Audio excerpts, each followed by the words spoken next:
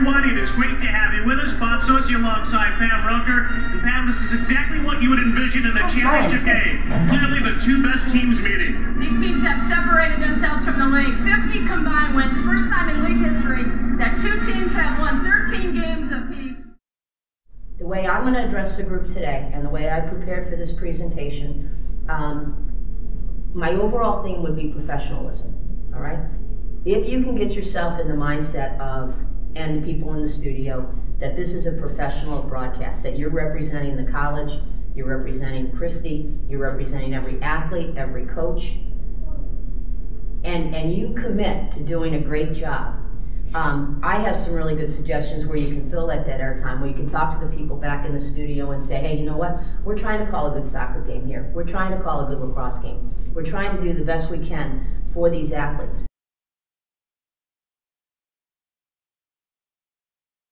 I'm challenging you to be a little more ambitious with your preparation. Let me just pass these out. This is what I do prior to every game. Starting now, I'll start to gather information. I do phone interviews or in-person interviews with every coach. I'll be on the phone. The shortest one I've probably ever done was 15 minutes, but a lot of the times coaches will, they like to talk about their team, they like to talk about their players. They'll be on the phone typically a half hour to 45 minutes. I've been on the phone an hour. Are you willing to go to Coach Flaherty, or what's Aaron's last name? Galetta, and have a talk with him prior to the game? Hey coach, you're getting ready to play Emmanuel. This has been this series rivalry over the last couple years is dead even. What are the keys to today's game? Do you mind if I come in and watch a practice? What am I going to be looking for? Who are your key guys? Who's playing well?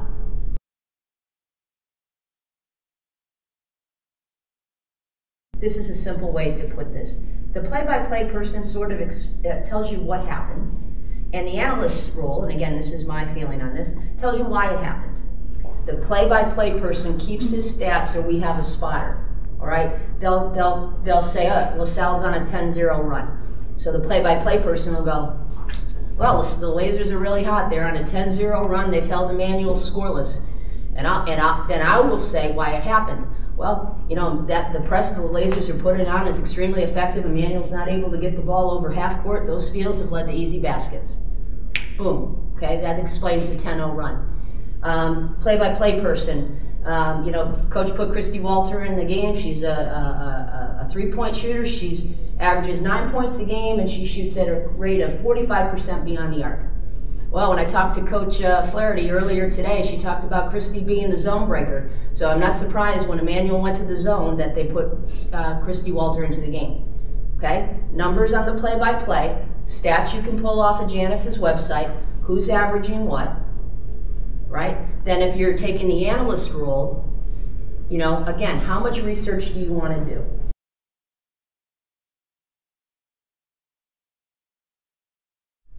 I have to tell you, fellas, and I don't know if you're doing it and I've never heard it, it really is, to me, very upsetting when I hear analysts, okay, or guys and gals calling games that haven't done the research, that haven't played the game, that are not experts criticizing coaches.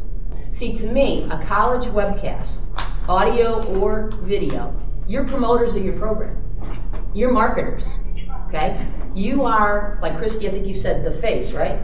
You are there. You're biased. It's okay to be biased. You can be pro Lasell, pro your athletes. And if somebody's having a bad game, okay, there should be a way that you can say, wow, you know, Christy's, you know, shooting 1 for 10 from the floor. That's an uncharacteristic night.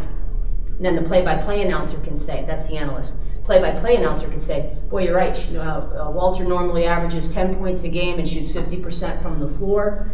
But let's give some credit to Emmanuel's defense. They've got Kristen LaBelle on her. She's given up 3 inches, and they haven't, you know, she hasn't had an open shot all night. Does that make sense? Versus just saying, yeah, she can't hit the broadside of the barn. I have no idea why Coach Flaherty has her out there. Okay?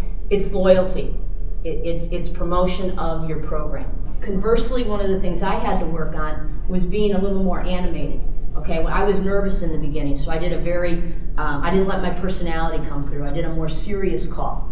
So I've had to work on smiling more, being, a little more personable, but never silly, never inappropriate, and I guess the theme comes back full circle to that professionalism. One of the things I was listening to a local school, they're doing the game, they're calling the basketball. Oh, John just walked up. Hey, John, how you, and they're on the air, okay? Mm-hmm. This is not your broadcast. This is Lasell College's broadcast. You are the instruments, you are the talent, that's what we're referred to in the industry, but it's not your broadcast, all right? It should never be personal. And if you have issues, and could be awkward, if you have people you don't like on the different teams, if you have, if you're feuding with somebody that you're trying to call, that is not your avenue to take that out on them, all right? You have to be able to step away from that and be a more neutral, professional observer.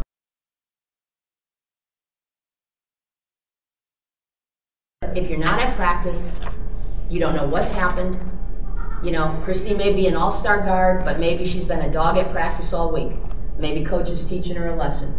And for you to sit on a broadcast, and I'm not saying you do this, but I think student announcers do, and say, I can't imagine why you're not playing. You got the best guard on the team on the bench, and I can't believe they're not playing her. Why wouldn't they play her? You need her. Nobody can hit from the outside. Well, you don't know why, right? There may be a very good reason. So my advice to you would be to hesitate if you find yourself speaking for the coach, if you haven't gotten in the coach's head and you haven't talked to the coach. What would I hear back from? What would you hear criticism about? Poor pronunciations, all right? Favoritism towards one team. So you're really, you've probably watched broadcasts on TV, and Dickie V is accused of being, a big Duke fan, and you hear like the bias, and it's like the other team's not even there. So that's no good. If I'm inaccurate in my facts, so if I say, Coach Walter is just won her 600th game, and that's not right. Okay, so that's a problem. Or if I talk about you the whole game and identify you as a freshman point guard and you're really a junior. Okay, so these are all mistakes that come back.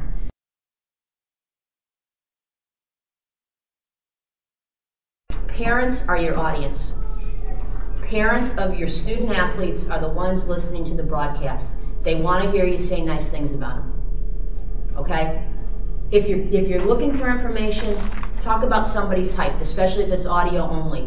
It's interesting that Christy's only 5'2", and she's the point guard.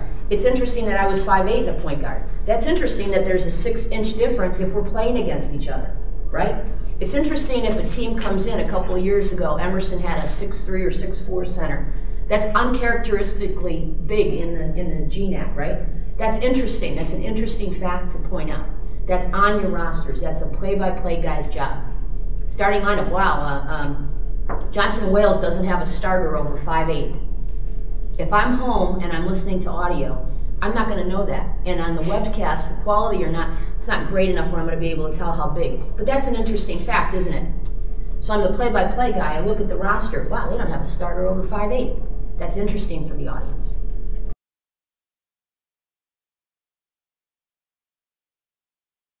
How many times have you found that you talk over each other? Many times. It is the biggest faux pas in broadcasting, okay? It shows a lack of chemistry, it shows a lack of awareness, and it makes sense to me that that's happening because you don't have identifiable rules. I usually talk till the ball gets about back to half court. So basket goes in, analyst talks. Ball comes back to half court. Analyst stops, play-by-play. Emmanuel's still on the man-to-man defense. Roecker passes it to whatever, and it's a steal.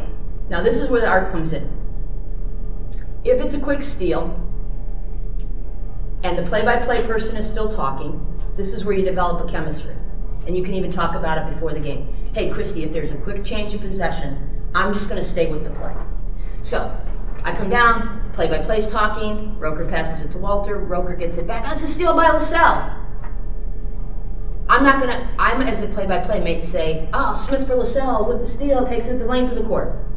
Let the play-by-play do the whole thing. Now the analyst, well, it was a great read. They certainly, shot that gap. It was a pass that certainly low percentage. Great read by Lasell. Then the play-by-play comes back. Manuel switched to his own. Let's see, it's how effective, next foul, they're in the bonus, whatever, play goes on, basket scores, or block shot.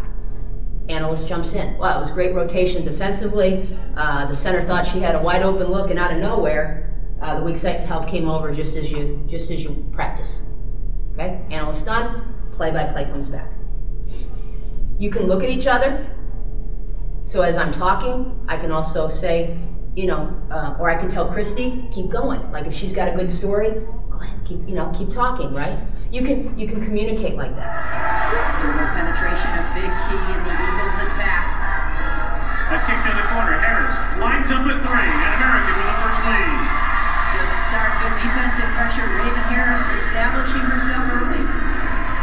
All right, so then I stop. I imagine that Strack has really had a late season uprising for American, one of the most improved players in the league, and a strong move there with the jump look good for Courtney Detler.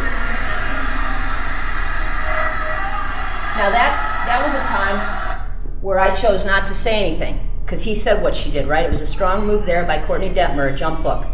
So what was I going to say? A jump hook by Courtney Detmer. You know what I mean? So sometimes less is more. Shot clock. He's under 5. Smith with the turnaround takes it home. Well, you have to know the scouting report. Trisha Smith is a lefty. Good recognition of the shot clock winding down. I had only worked with him twice. So when I did my first game with Bob, it was in January. It was at Holy Cross. It was actually with American. And you get there 2 hours early, and that's when I met him for the first time. Then you're on the air 2 hours. This is only the second game we called, but we really hit it off. We had good chemistry.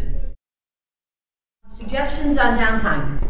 Upcoming games for your other teams. Are you talking about, hey, it's first time out, women's volleyball this week has a big game against Emerson. Women's soccer is going to be headed up to Norwich. Norwich won the women's soccer championship last year, so that'll be a good test for the Lasers. Okay, that's a suggestion. You have easy access to those upcoming games and schedules.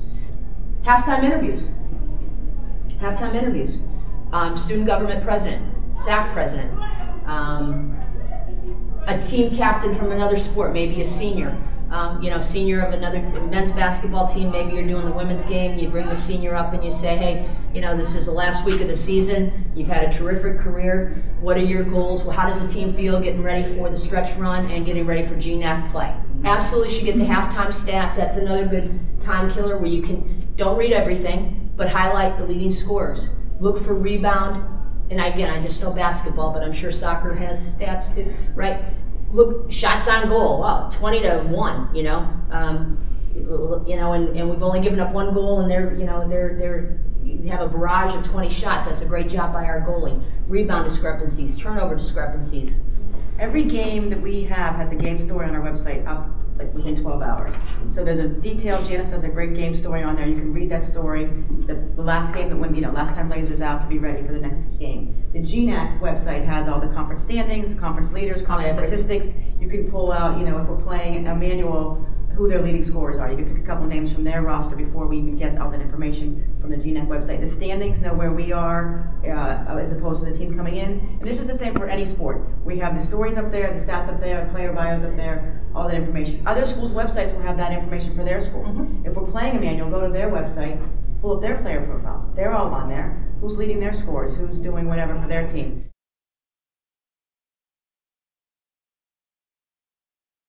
And even if there's 10 people watching, I try to do the best job I can. And I hope you approach it the same way. Because it really is fun. It's really fun. And it's more fun if you're prepared. And what I learned was, in the beginning I would do all that research and I'd try to jam every single fact in. You should have information left at the end of the game. Like there should be things you don't get in. Because again, we don't want to be like constant talk, right? Let the broadcast, they call it, let the broadcast breathe. All right? Stand down. Lay out, and don't step on each other. So that's all my lingo for the day. All right? Awesome. Thank you so much. Thank you. Good luck.